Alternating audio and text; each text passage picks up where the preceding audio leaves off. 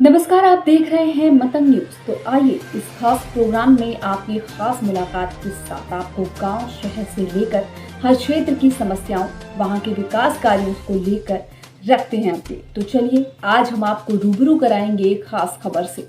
आजमगढ़ के उच्च प्राथमिक विद्यालय रसूलपुर शिक्षा क्षेत्र लालगंज आजमगढ़ के परिसर में ब्लॉक स्तरीय ग्राम प्रधान, पंचायत सदस्य, अभिभावक, अध्यापक उन्मुखीकरण व कार्यशाला का हुआ आयोजन। हम आपको बता दें कि कार्यक्रम के प्रमुख मुख्य अतिथि लालगंज उप जिलाधिकारी श्याम प्रताप सिंह व खंड विकास अधिकारी आलोक कुमार सिंह ने माता सरस्वती के चित्र पर पुष्प अर्चन व दीप प्रज्वलित कर कार्यक्रम का शुभारंभ किया। वहीं कार्यक्रम की अध्यक्षता खंड शिक्षा अधिकारी ब्रजेश कुमार श्रीवास्तव ने किया। कार्यक्रम को संबोधित करते हुए उप जिलाधिकारी लालगंज ने बताया कि परिषदीय विद्यालयों में फर्स्ट जनरेशन लर्नर जो अत्यंत गरीब व पिछड़े हैं, उन्हें अभिभावक की बच्चे शिक्षा ग्रहण करने के लिए आते हैं तथा उनकी शिक्षा दीक्षा का ध्यान अत्यधिक रखना चाहिए। इसी क्रम में खंड विकास अधिकारी लालगंज में बताया कि मेरे कार्यकाल में विकास खंड लालगंज स्थित समस्त विद्यालयों के भौतिक अवस्थाओं का संतृप्तिकरण कराया जा रहा है और जिन जिन विद्यालयों में अभी कुछ कार्य शेष रह गए उन्हें भी पूर्ण कर लिया जाएगा।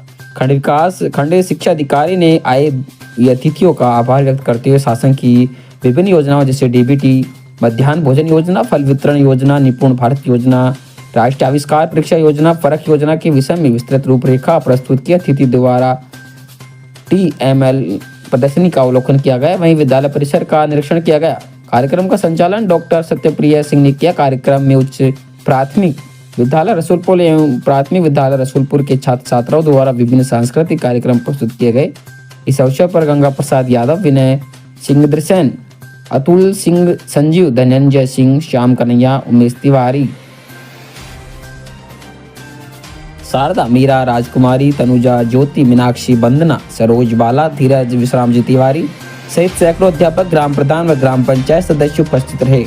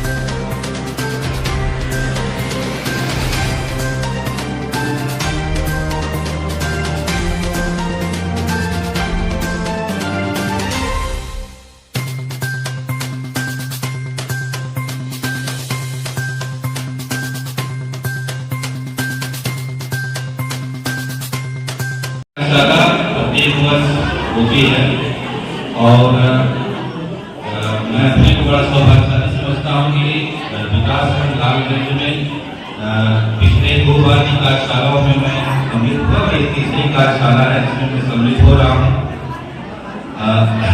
क्योंकि समय बहुत कम है, मैं सीधे जो हमारी भूमिका है, जो हमारा कर्तव्य है, सिर्फ उसी को मैं सीधे बात करना चाहूँगा कि आप लोग शिक्षा के क्षेत्र में अग्रणी व्यक्ति हैं, आप शिक्षा के कार्य से जुड़े हुए हैं। इसमें चर्चा करने की आवश्यकता नहीं है कि शिक्षा कितना महत्वपूर्ण है और शिक्षा के द्वारा हम क्या क्या बने।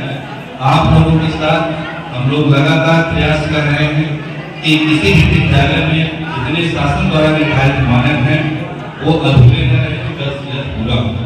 और पिछले 2 सालों में इस पर हमने काफी कार्य किया है, इस चीज को आप भी इसको महसूस कर रहे हैं। और मेरा बस यही प्रयास रहेगा कि आगामी इस वित्तीय वर्ष के अंत तक आज तक जो भी अधूरे कार्य हैं हम लोग उसको पूरा कर पाए, जल्द से जल्द पूरा करें, ताकि विकास खंड लालगंज शिक्षा के क्षेत्र में पहले से अग्रणी है और उसको हम और आगे ले जाएं। बहुत बहुत स्वागत है आपका। एजुकेशन के महत्व के बारे में ऐसे लिखे जा सकते हैं, किताबें लिखी हैं, लेकिन मैं बहुत छोटी बात कम शब्दों में बात करूँगा। कहना मैं ये चाहता हूँ, जो एजुकेशन का उद्देश्य है वो मात्र आपके ऑक्यूपेशन तक कि आप पढ़ लें और नौकरी कर लें वहाँ तक सीमित नहीं है। और ये जो क्लासरूम की पढ़ाई ना करें वो जीवन में सफल हो, ये पैमाने जीवन में सफलता के नहीं है। लेकिन एजुकेशन का अपना एक महत्व भी है, जिसको टैगोर जी कहते हैं, आपका सर्वांगीण चौमुखा होना चाहिए। आपका जो हेल्थ, माइंड, बॉडी, स्पिरिचुअल जो भी विकास संभव है वो सब एजुकेशन में ही संभव है। कहते ये भी हैं कि स्कूलों के क्लासरूम में लिखा जाता है, तो इस नाते बहुत बड़ी जिम्मेदारी जो शिक्षक गण हमारे यहाँ प्राथमिक विद्यालयों में कार्यरत हैं उनके कंधों पर है। और ये इसलिए भी महत्वपूर्ण और ज्यादा हो जाती है प्राइवेट के नाम पे, वो आपके नाम पे है। तो जो बच्चे आपके विद्यालयों में आ रहे हैं वो वही के वो भौतिक संसाधन नहीं है कि वो अपने बच्चों को प्राइवेट स्कूल में भेज सकें। मैं इसलिए कह रहा हूँ कि आपके पास वो आ रहा है जिसके पास और कोई रास्ता नहीं है, और इसलिए ये जिम्मेदारी आपके कंधों पर महत्वपूर्ण है। दूसरी बात, जो समस्याएं लगातार चल रही है एजुकेशन सिस्टम में, शायद 1980 से पहली बार कोठारी कमीशन एजुकेशन के सुधार के लिए बना।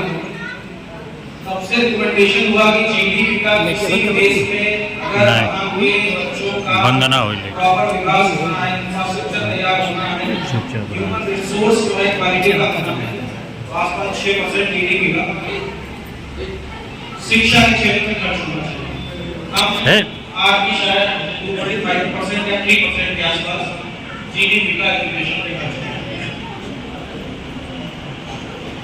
एक विकासशील देश की जो समस्याएं होती हैं वो यही है, खासकर लिबरलाइजेशन के दौर कि एजुकेशन और हेल्थ प्रभावित होगा, लेकिन उसके बावजूद आपको इस बात का पिछले आप 5 साल 10 साल में महसूस करेंगे, जो इंफ्रास्ट्रक्चर में सुधार आपके विद्यालयों में आया है वो बहुत ही सराहनीय और महत्वपूर्ण है।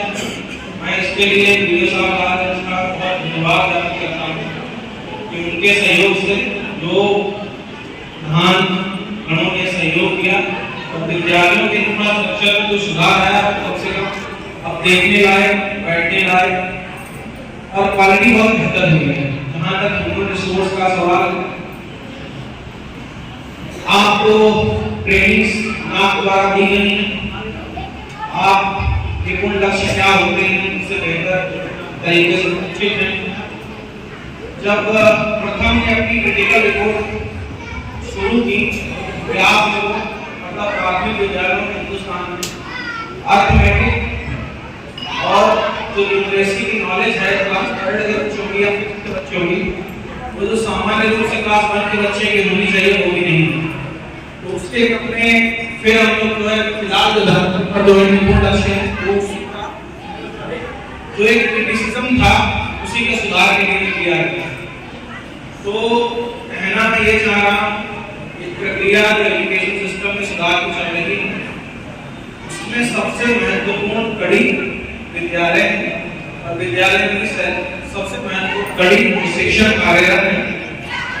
वो अपने इस कर्तव्य बोध को समझे कि आपके पास पढ़ने के लिए कौन आ रहा है और आप अपना 100% दे पाए। आपका कोई भी बच्चा जीवन में बेहतर करेगा तो आपके लिए भी गर्व की बात होगी, उस गांव के लिए भी गर्व की बात होगी। क्या प्रोग्राम था सर आज? आज ये कार्यशाला थी सभी प्रधानाध्यापक और ग्राम प्रधान की विकासखंड लालगंज शिक्षा क्षेत्र की प्राथमिक विद्यालय रसूलपुर जयदेवी में। और इस तरह की कार्यशाला प्रत्येक वर्ष आयोजित की जाती है। इसमें जो अभिभावक हैं, जनप्रतिनिधि हैं और शिक्षकगण हैं, उनके मध्य एक समन्वय और साझी रणनीति पर चर्चा की जाती है। उस क्षेत्र में शिक्षा से संबंधित जो शिक्षा को और बेहतर कैसे बनाया जाए इसके संदर्भ में चर्चा होती है, गोष्ठी होती है और इससे एक अच्छा वातावरण शिक्षा के लिए तैयार होता है। तो ये जो कार्यशाला का आयोजन किया गया है कब तक चलेगी? ये कार्यशाला एक दिवसीय कार्यशाला है जी, आज चलेगी। ठीक सर, इस कार्यशाला का मुख्य उद्देश्य क्या है? इस कार्यशाला का मुख्य उद्देश्य है कि शिक्षा विभाग के शिक्षक, ग्राम प्रधान, ग्राम शिक्षा समिति और अभिभावकों के बीच एक सामंजस्य हो बनाया जाए और जो बेसिक शिक्षा विभाग से जितनी लाभप्रद योजनाएं संचालित हो रही हैं सभी योजनाओं का कार्यान्वयन में